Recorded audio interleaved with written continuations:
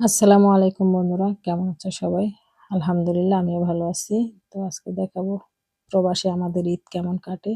ঈদের আগের দিন মানে চাঁদ রাত্রের দিন গোশত কিনে নিয়ে আসলাম। এখানে 10 টাকার গোশত কিনে নিয়ে আসছি বাংলাদেশি টাকায়। এখানে 1700 টাকার মাত্র 1.5 কিলো গোশত পাইছি।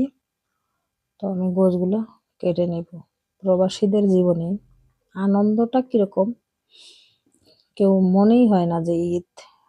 তো তারপরেও মনে অনেক কষ্ট নিয়েও দেখো এত টাকার গোস্ত কিনে নিয়ে আসছি, কতটুকু 1700 টাকার মাত্র 1.5 কিলোর মতো গোস্ত পাইছি। তারপর গোস্তগুলো কেটে ধুয়ে আমি ফ্রিজে রেখে দেব, যেহেতু কালকে সকালে ঈদ। এখন আর রাত্রেবেলা রান্না বান্না করব না। তারপর সকালবেলা আমি উঠে গোসল করে একটা শাড়ি পরে নিলাম।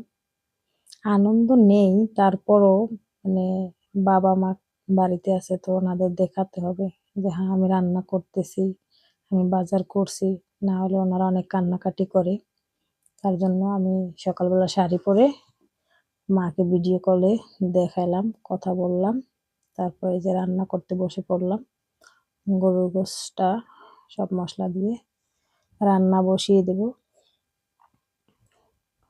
মনটা আমার অনেক খারাপ ছিল, কারণ ফ্যামিলির কেউ নাই এখানে। এখানে আমরা 2 বান্ধবী থাকি। তারপরে যে গোশতটা সব মশলা দিয়ে মাখিয়ে আমি চুলায় বসিয়ে দিলাম।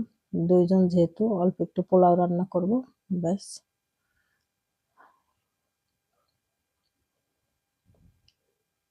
মনে অনেক কষ্ট নিয়েও তারপরও বাবা মার সাথে বলতে হয় যে হ্যাঁ ভালো আছি, এখানে অনেক সুখে আছি। জীবনটাই এমন প্রবাসীদের।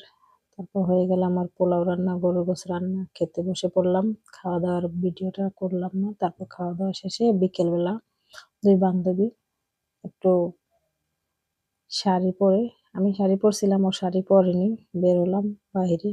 ভালোই ঘোরাঘুরি করলাম, বেশ ভালো লাগলো। ওকে।